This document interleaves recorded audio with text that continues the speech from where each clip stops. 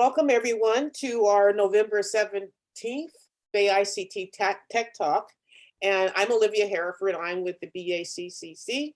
And I am thrilled to be here tonight with Soledad Antelada Toledano. I hope I didn't butcher that too bad, Soledad. But I'm really excited to have Soledad with us today because I met Soledad, oh gosh, I think it was maybe like 5 years ago. I was starting with City College's Cybersecurity apprenticeship program. And Soledad had come back to CNIT, which is the department at CCSF that has that has the cybersecurity and information security program. And she had come back, paying it forward, to not only talk to students, but also to faculty. And I was there that one evening and met her. And I kind of followed her pursuits for a while. And I'm really thrilled that she's back here this evening, still paying it forward to share with us her experience, because she's already has been doing it for a while, being a role model and a support, and we'll learn more about her pursuits as far as paying it forward later. So welcome, Soledad, and I want to kick off the conversation by asking you to tell us a little about your personal and professional background, and what led you to decide to enroll in CCSF CNIT programs as what we call a skill builder, because you already had a pretty good, strong STEM background when you joined. Yeah, I thank you, Olivia, for the introduction. It's very nice to be here with you. We probably met more than 5 years ago, I think. The time goes fast. But yeah, my background is in computer science before actually studying at CCSF, at City College of San Francisco. I was a software developer back in Spain, and I decided to move to the Bay Area at some point because that was always my dream since I was a student in the 90s, right? I thought I will go and live in the Bay Area. So what happened was that I came to San Francisco for a vacation, and I discovered this great network security program at City College while I was here on holidays. And I really decided to go back to Spain, quit my job as a software developer, move to San Francisco. I didn't speak English at the time. Moved to San Francisco and enroll in CCSF. So that was my journey. It really paid off. I'm very happy I did it. So I was a little bit like bored about the software developer, being a software developer. I thought it was a very static job for me. And this was in 2010, you couldn't find in Europe at least any classes on security at all, like on a college level, on any level. That was like something that you needed to go on the internet and find about you need to self-taught your everything. So it was kind of like a very mystery type of like subject back in the day. So when I discovered this program, I was like very happy, and I didn't think about it twice. A lot of people thought I was a little bit crazy, especially my family, but that's what I did. So, and it's been great. I really found my passion in security. Well, tell us a little bit about your experience as a student at CCSF. Oh, and by the way, if you have questions, oh yeah, I see. Thank you, Sarah. You can ask your questions. You don't have to wait to the end. You can put them in chat or come off of mute to ask your questions. So anyway, So Sorry my about experience at CCSF was great. I really, really enjoyed the classes. And I thought, everyone was very passionate on teaching, and everything was very hands-on, right? A lot of, practical training and things like that, which I really appreciate. And I think it's so useful for when you get out of there and try to get a job. Um, and it was awesome. I didn't speak English very well at the beginning, so for me it was a little bit of challenge, right? So I couldn't, I have to just pay attention like 100% of the time, because if I lost 1 second, I was lost for the whole class. So that was a journey for me, but it was a lot of fun. And at the time, when I was, telling people that I was studying ethical hacking, for example, people would look at me like I was some kind of a weirdo, like they didn't believe me. They thought I was kind of like, what she's talking about? What is this, right? So many things have changed since then. And I really, really enjoy, especially, I don't know if he's around, Bones classes, which are the best classes on cybersecurity I ever taken. I highly recommend them. They are amazing and really, really useful for real life, professional life. Sam's here, by the way. At least he's on the call. Okay, good. Hello, thank you. Hi, Sam. Now I'm intimidated a little bit. Yeah, well, his classes were great. I really have like very good memories, and sometimes now even I visit his classes to refresh on things like crypto and things like that. Actually, I was doing that this month. So we do have a question. What skill set would you need to be successful in this field? I'm sure there's more than one, but like if you could pick your top however many. well, I think honestly, I think coding helps a lot, right? You don't have to be a software developer, but you have to understand the basics of scripting. I mean, you don't have to. I mean, I have worked with security engineers that they didn't know how to code, but it's highly recommended, especially for students that want to get a job in big tech. They are gonna ask you for coding skills. It's very handy when you're doing security work in many ways. Not only, you can use it for sysadmin even, but also, build your own scripts. It depends on what you're doing, right? For if you're building exploits, for example, or doing vulnerability analysis, that becomes very handy and it helps you out immensely. And it's a skill that is required in most of the security engineering jobs I've learned. So I would say get coding practice for sure. Soledad, did you bring that from your experience as a software developer, or did you build upon that as part of getting your AS at City College? No, I had that from before. Okay. Yeah. And honestly, I didn't gain much knowledge on coding in all these years doing security engineering, because I used to do I used to develop applications. So it was heavy duty coding, very boring. But I had that skill still, right, from those years.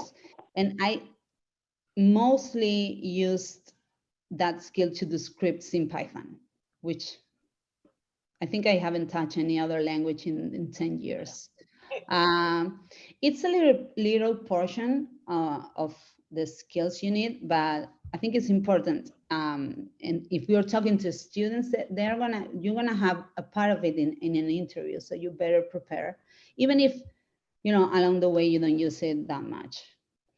And for other skills, it's going to depend on what you want to do in the field, right? So I think number one question for me is like, how do I get in the field? What do I need to know? So my answer is always do a research, because this is a very broad, field, and you can become a network security engineer. You can be in a security team as a sys admin.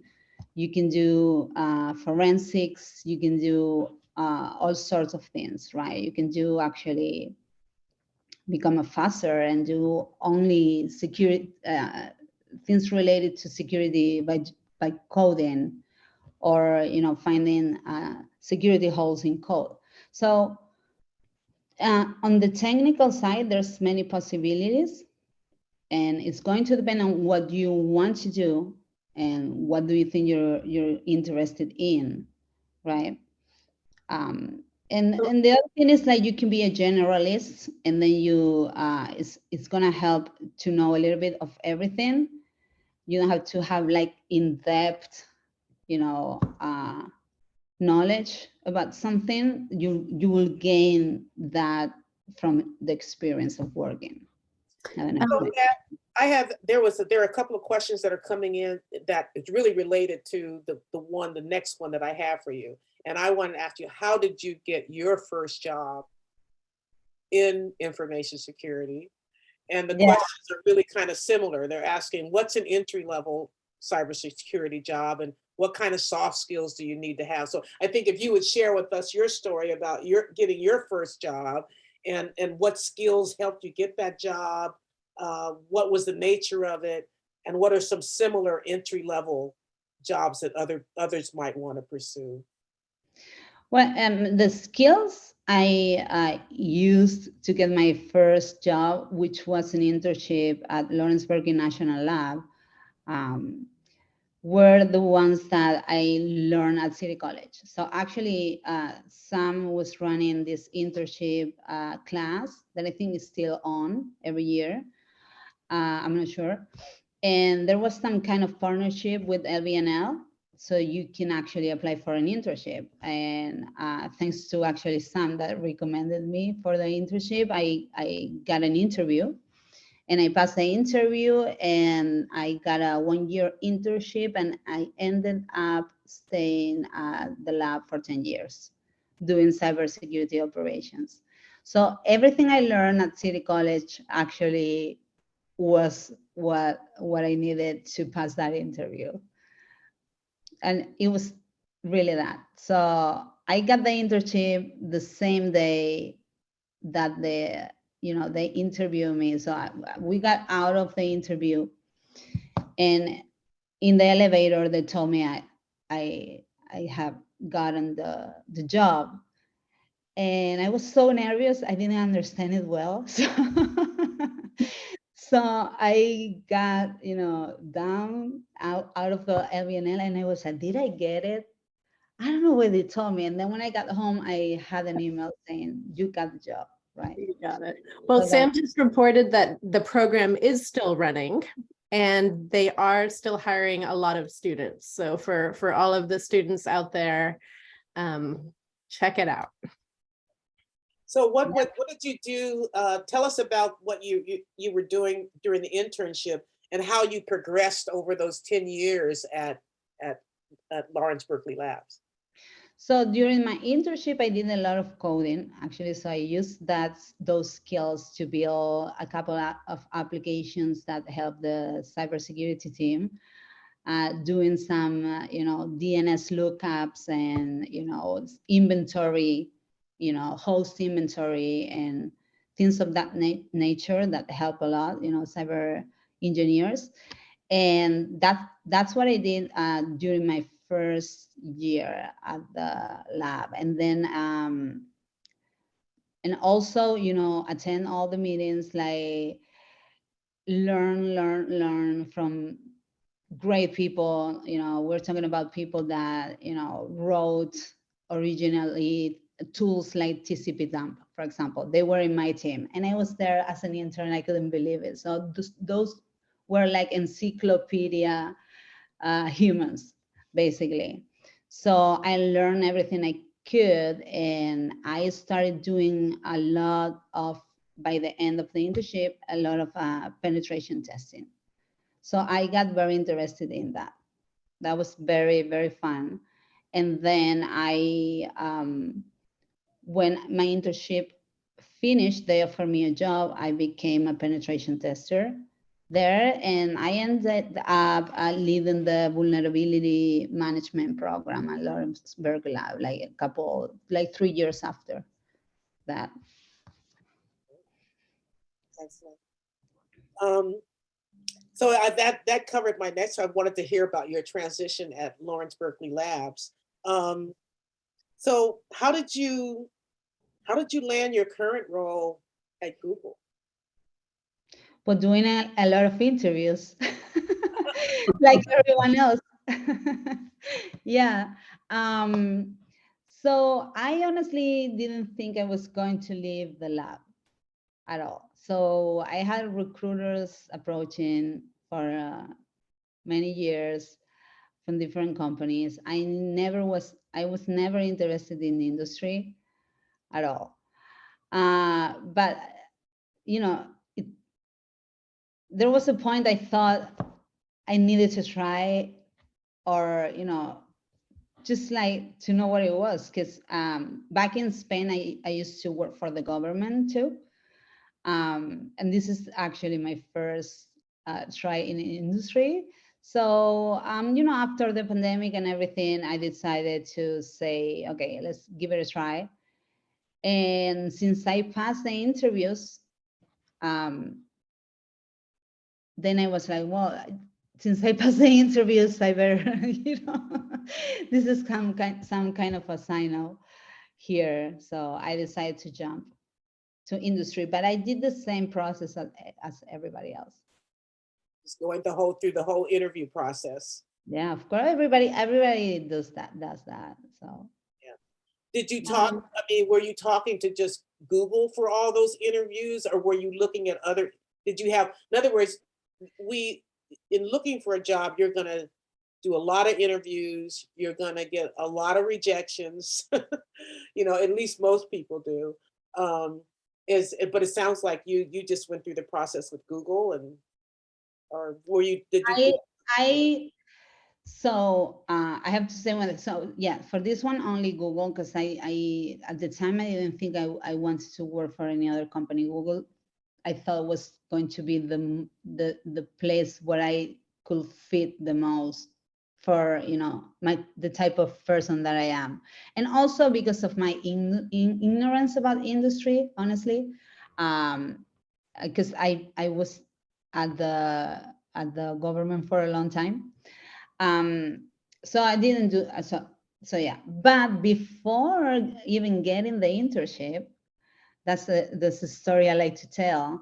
At Lawrence Berkeley National Lab, after I was studying at City College, then I got the internship. During that time, I was trying to get a job, and I probably did like 30 interviews, like honestly, and I got rejected every single time. And in each interview, I was getting better and better. Especially, my English was not very well. It's not very well these days, neither. But it was worse back in the day. So each interview, I will gain experience and experience and experience and experience. And by the time I, landed the LVNL interview, I did it like perfectly.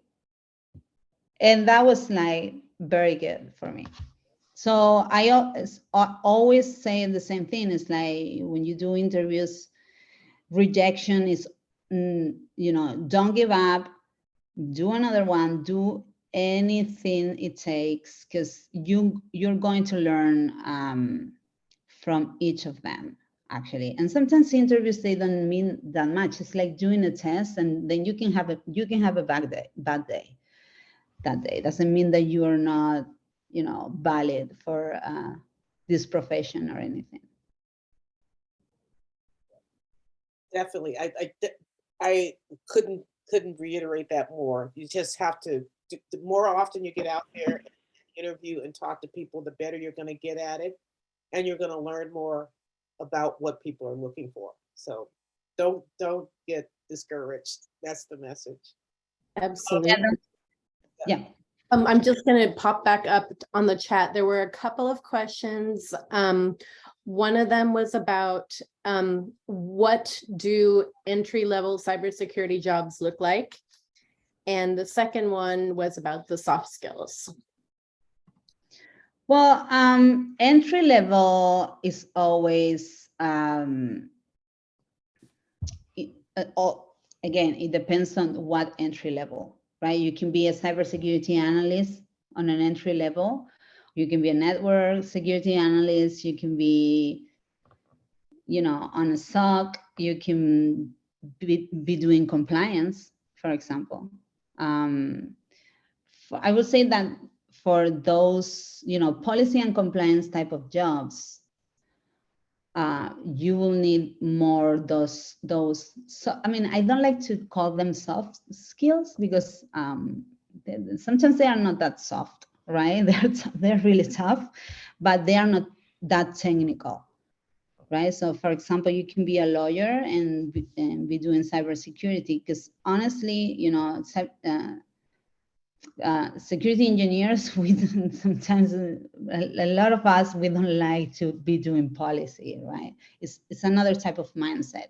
So we have to work together with the, soft skills with the technical skills and mix it up.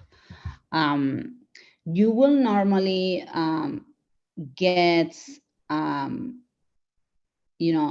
an entry level job, it's supposed to be very hands-on. So you build up like the skill sets with experience. Because in security, you can study a lot and that's very necessary, but especially some positions, for example, incident management, you're gonna need the experience on the field. And there's no other way to gain that experience than by working. So that's what you do at the beginning. Mostly, have a lot of hands-on experience and learn. And you don't stop learning ever, but at the beginning, it's everything about studying what's going on, I will say. We covered all of the questions, Sarah. Did we catch them all? If we have, I see some questions about the apprenticeship at City College. If we have time afterwards, I can talk a little bit about that. But let's go on. I think I'd like to have Soledad tell us more about what you're doing at Google now in your role. Well, I switched from operations to technical program management, and it's a completely different world. I'm not in the first line of defense. I don't analyze intrusions in the networks. I don't do security architecture. I'm more on the product, side of things, and make sure all made by Google products are secure. And it's a more static, type of job, but the reason I changed is because I'm now designing the programs, and one thing that I have because the security industry now is on a boom, I would say, but it's still not very mature, right? And sometimes what you miss the most is having managers or people that design security programs that have real experience in operations, for example. And I really appreciate that, so I became one of them, basically. So that was my motto, to change fields. But I have to say, I really miss the action. So I don't know how much time I'm gonna, be doing this. Yeah. And also it's good, you know, at some point, it's like everything. Cybersecurity is very dynamic. It's really, really not very easy to get bored. It's not easy at all. But if you're doing something for a long time, at some point you think, you know, it's time to change and keep learning. So what now that you've seen various aspects of the field, what are your personal career aspirations? I mean, where do you see yourself going, or next steps as far as your career? Well, that's a very good question, because I really have mixed feelings about this. I really enjoy to do management and the program design. I would like to keep doing that, but I really miss the technical action part of it. So anything that I could, you know, do growing, you know, the role I'm in right now, but incorporating more technical things, I think I'm gonna look for that. Because at some point it seems like you have to decide, you know, to give up, you know, the work in the field and the hands-on, you know, technical things to do management and more, you know, organizational stuff. And that is great, but I really like to combine both. So for me, you know, when I see, or when I have worked with, you know, a CISO that is, you know, also very hands-on, right? It's actually the best, because you have the person that can actually run the security of an organization, but it's going to be with you doing, you know, intrusion detection for an incident. So I aspire to that, to do that. Let's see, in the wake of the ongoing tech layoffs, this was kind of what we were talking about earlier on, how is security as a sector faring out as far as getting employed currently? I think we're okay.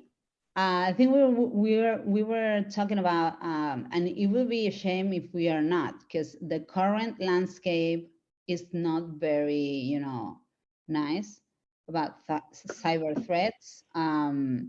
We are, you know, in a position globally that we really need that this type of skills, but we don't know what's going to happen in 2023, right? We are in a very uncertain times.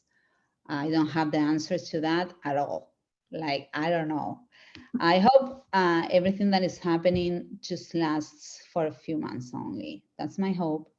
And it's not very long.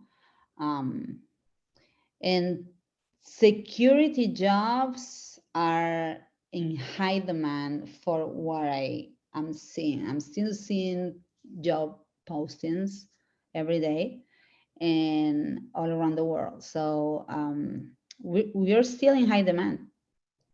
But the follow-up question, aren't those layoffs in the recruiting sector? If they are in the recruiting sector, I think it's been depending on the companies, right? So I don't think the same thing that is happening in companies like Twitter is the same as what is happening in Salesforce or Facebook. They doesn't seem to, you know, follow a pattern. So it's very depending on their circumstances. So I think there's been layoffs across the board. I don't know, maybe recruiters are more impacted, but I don't really know. So what I'm noticing is, like, it depends on the company. They are doing one thing or other. I don't think it's very like, it's not really similar what is happening. There's layoffs, but they have different nature depending on the company. That's what I see. There are no specific trends happening. And then the next question is, it's kind of in a different direction. Did you do red team, blue team penetration testing? Well, I've done that for a long time. And maybe can you explain what that is as well? Well, one of them are supposed to be offensive, and the other one is supposed to be on the defense side. Sometimes, you know, it depends on the company, and it depends on what you what the resources are. You know, the same people can be doing the same, right? So you can be a penetration tester and be attacking your whole network, right? It's supposed to be a red teaming type of like exercise. But also at the same time, you're like helping with security bugs, right? Or just trying to, you know, improve the security posture. So you're on the blue team sometimes. And sometimes it's a thing that is going on even on a daily basis. Sometimes there are exercises or type of audits that are done throughout the year, and you will assemble a group of people. It can be an external assessment, or it can be someone from even your team. And I had a red team exercise where, you know, you are going to try to attack your organization. And that's how it works. So it's really depending on the security posture and approach of the company or organization you're working with. And as I say, it can be like a continuous thing or something that is done twice a year or something like that. It depends on how, you know, big your organization is, how many security people do you have, the resources, etc.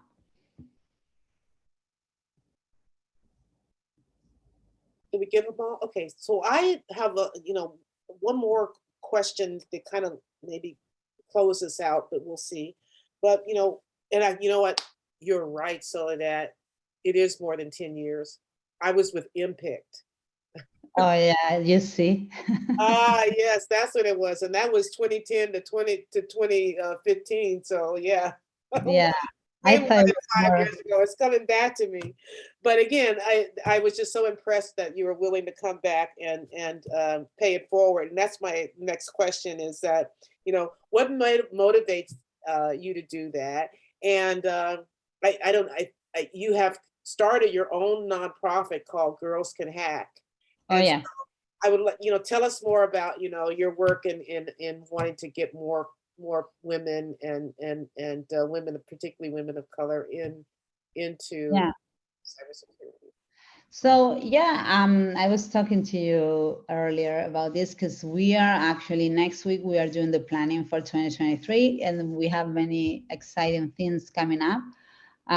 Especially you know, try to focus on designing a couple workshops that I hope they're useful for everyone related to secure coding. So hopefully we got that in the first, probably second quarter of next year, and also some events, a lot of like collaboration with other organizations, because the last couple of years it's been a little bit tough for organizations like mine, because we relate a lot in you know, networking and getting together and doing meetups and things like that. So hopefully things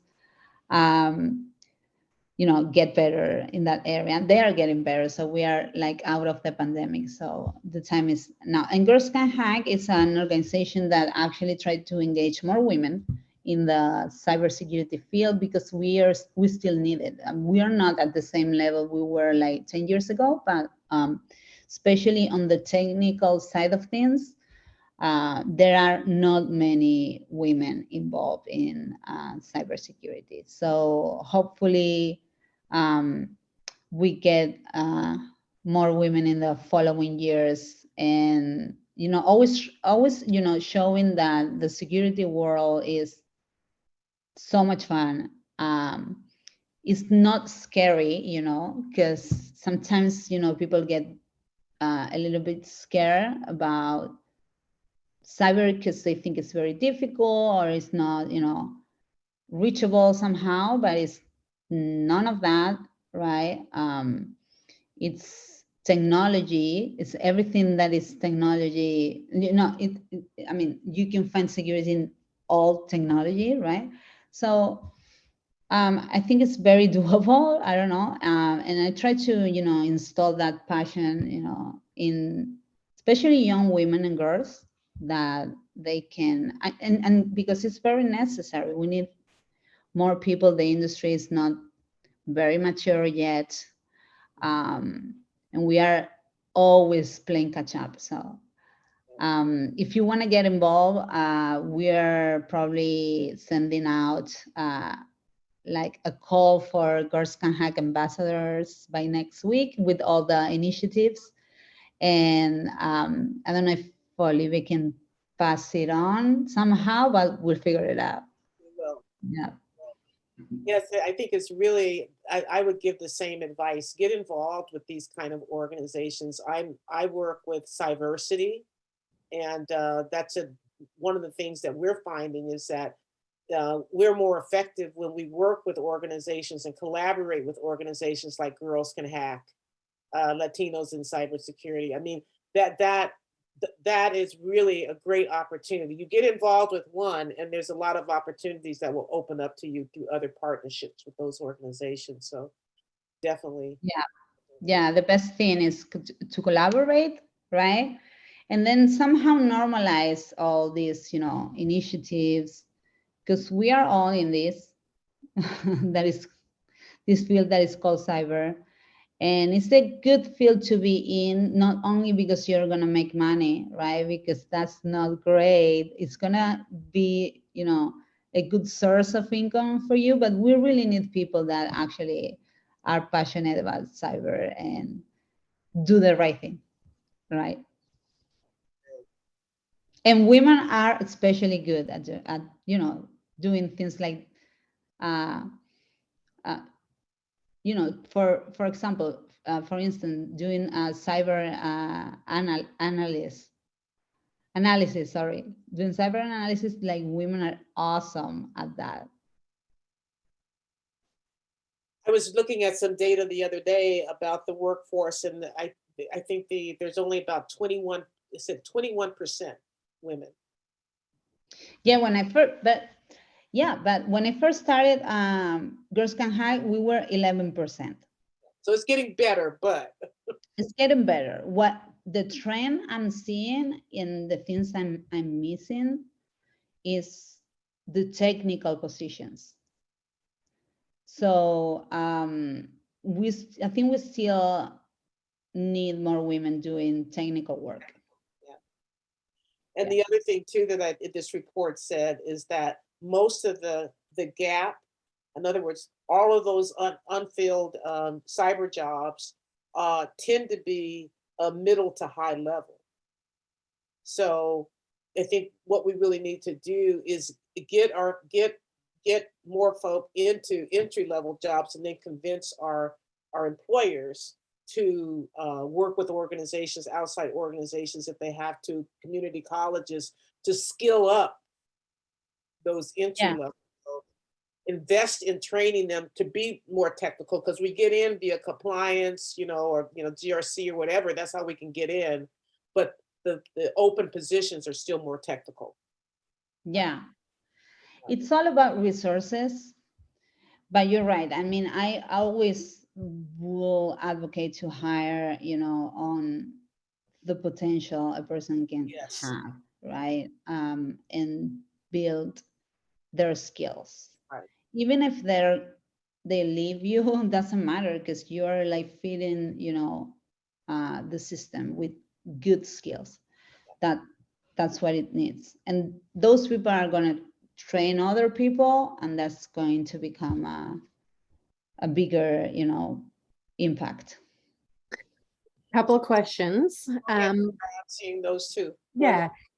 So what do you think about hackathons and cyber conferences such as DEF CON, Black Hat, RSA, for building networks of people in the field?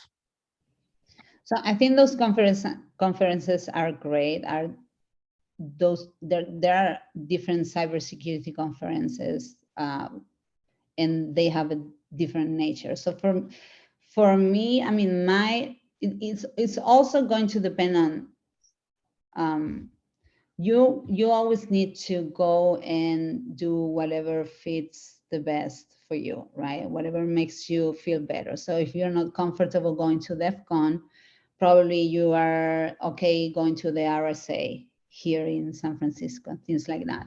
So that conferences like DEF CON and Black Hat are very, very informative, right? The talks they have are very informative. The networking is great, but they are in Vegas. They are not for everybody. There's people that they love them. There's people that they don't, right? So I think they're awesome on content. They're great on content. So, but for me, for example, my preferred conference series is B-Sides, because you have a lot of very good content on a smaller type of venue.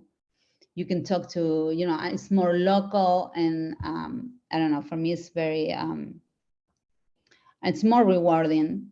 And also I've done DEF CONs and Black Hats for a long time. So I'm kind of like, I'm getting old, actually. Don't ask me these questions.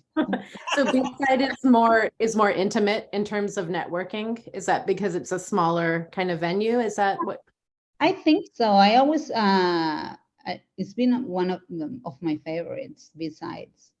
Nice. You have great content there, great content, and also you get a good sense of community also, because there's less people and it's more, you have the different chapters, which becomes more local. No, definitely. The next question, you mentioned about doing research before diving in. Can you share some resources to start? Website, YouTube channel, etc. And then that second line underneath it, like a W3. I'm not sure if that's a typo, but I could just not be understanding it for cybersecurity.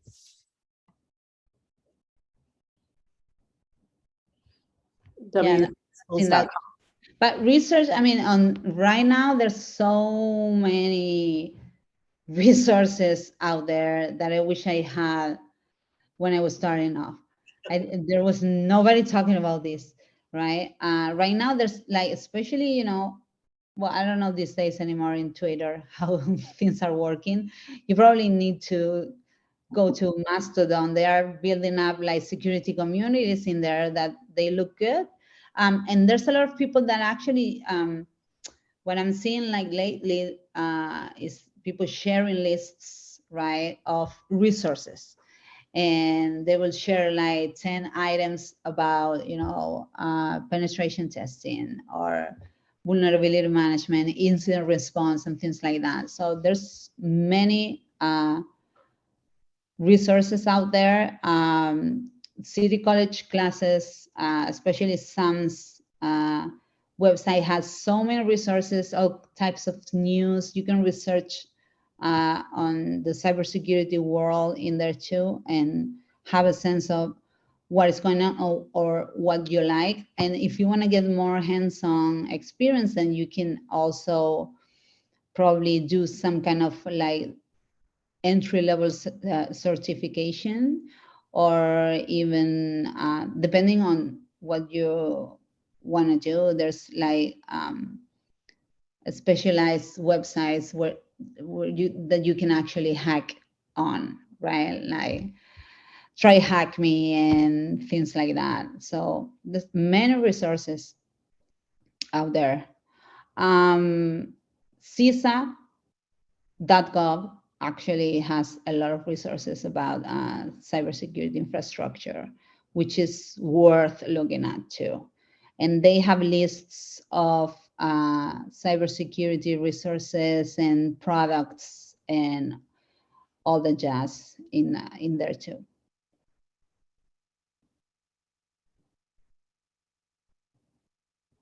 I'm not seeing any other questions in the chat. If anyone has any, feel free to unmute and ask away. Oh, here's another one.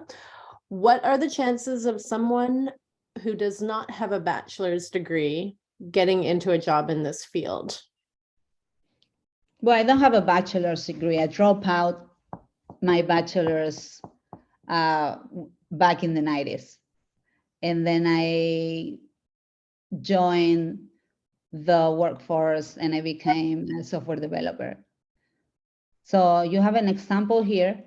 I don't know if it serves you well, but I have to say I enrolled this year again because I want to do a master's degree and then I had to have a bachelor's. So I'm finishing up this year.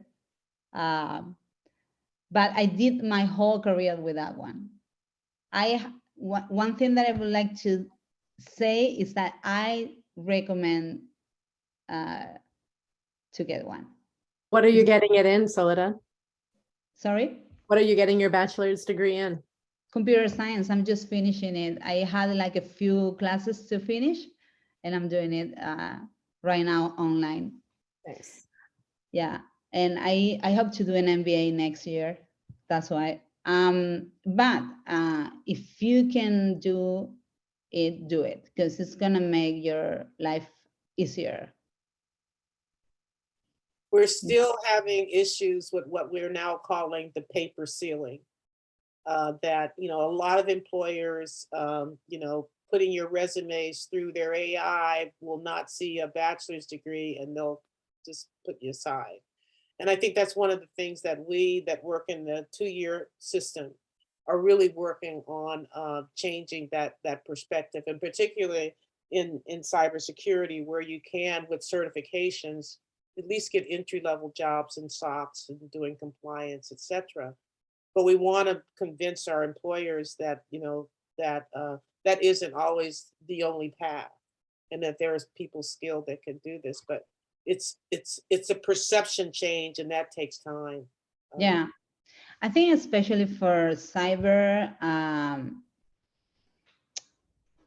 sometimes, you know, people out there is not really focused on your education, but you know, the potential, you have your commitment, and also, you know, if you have experience, the best. So for example, if while you are at City College, you're doing CTFs, that's a very big win for you to go and get your first entry-level job, right? So getting involved, you know, involved in cybersecurity activities is highly recommended. Highly recommended, because it's a field that is very based on experience, very based, and you can, for example, spin up your GitHub instance and start, you know, putting there the work you're doing at home for fun, and that is really, it will give you a real visibility when you're doing an interview. They will look at that.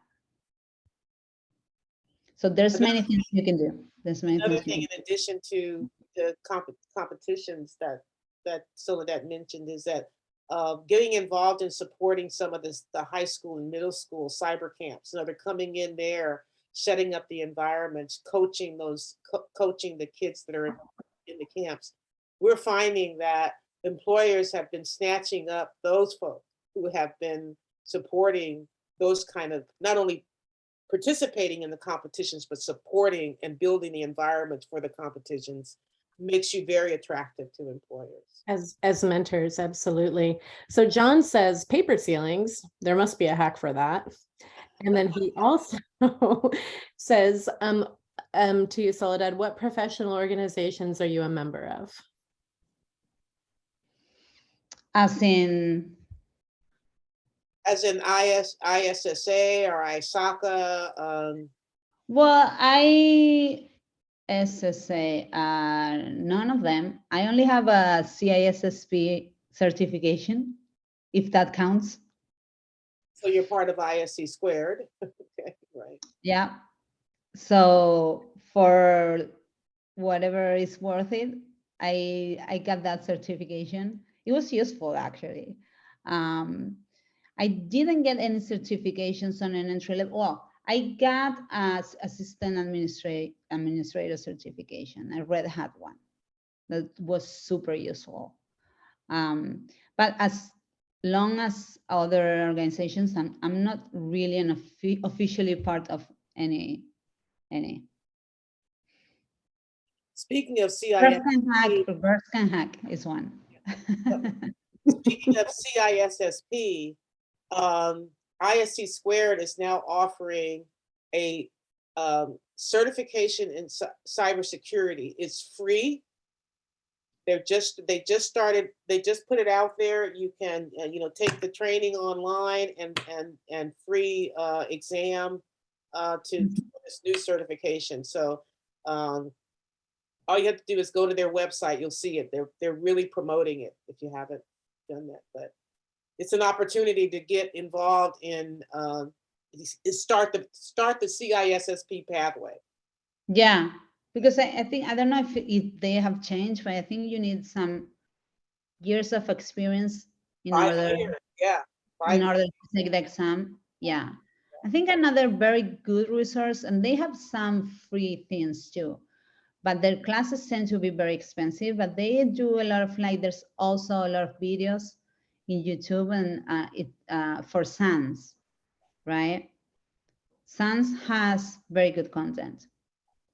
Yeah. And they give scholarships too. So keep an eye on their site as well. That's right. And Amika, you have your hand up. Oh, thank you for this opportunity. And thank you, Soledad, for, your very honest share, because it just is so reassuring for like simple beings like us that, okay, we can do it too. It's possible. So I just jumped in the job market, and it's like I'm having a chicken or the egg situation. Because mostly the people are asking, what's your relevant cybersecurity experience? And I am only applying for a SOC and analyst position. So I was like, well, if you guys don't give me a job, how will I have experience? So, I mean, not in that flavor, but so, your suggestion about the GitHub was very, very helpful. Actually, right after this, I'll set it up and do that. But do you have any other recommendations, like how to get more training or hands-on that you can show that I have passed a Security Plus certification, but how do I show to the employer without being employed that I can do these labs and other things? Well, I mean, you are aiming to, I guess, entry-level positions, right? Because for a SOC analyst and all those, if you are aiming to a SOC analyst position, but you don't have the experience, so you're going to be knocking on, a very, hard wall. But I will suggest, I'm not familiar what the requirements are for the roles.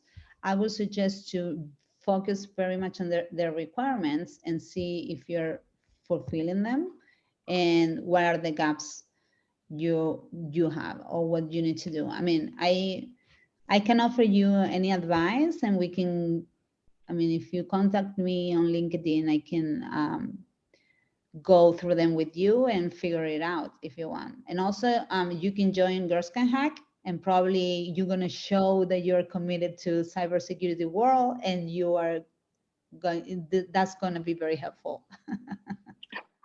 Yes, I actually plan to do that. And I'm sorry, I have already hounded you on LinkedIn. So, okay. I mean, we can talk afterwards and figure it out, because probably you need to fill some gaps in there or see. Sometimes, the job positions are tough. Sometimes you go to interviews and they ask you different questions that you don't expect because they were not in the job positions. Sometimes it's really tricky. I actually have not got any interview calls, but then to be honest, it's not been very long also. So it could be just my impatience. And in a lot of SOC positions, urgency is a very good requirement. So I have that fulfilled already. Yeah, well, we can talk more and see. Thank you. It's going to help me for my organization to look into these type of things. Thank you. Yeah. I don't know if there's more questions. One final question. Following that question, what would be the requirements for a job as a CISO? Well, that really depends on the organization. One of the requirements is to have some kind of management experience and skills, for sure. So if you have a business degree, that helps a lot, because you need to actually not only know about cybersecurity, but also about management of a whole organization. And you need to be talking to the business level, right? And that, you know, when you're a security engineer, you don't have to have that skill. So it's a different skill set built in there.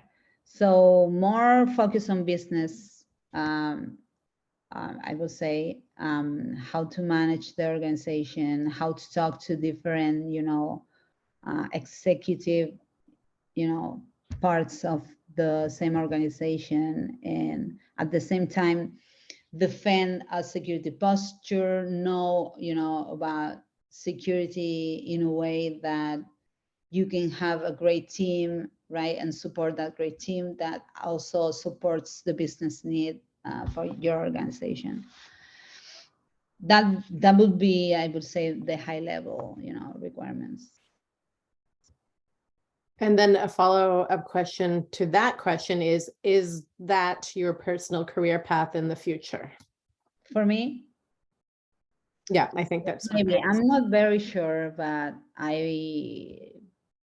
it's looking like I might go that way.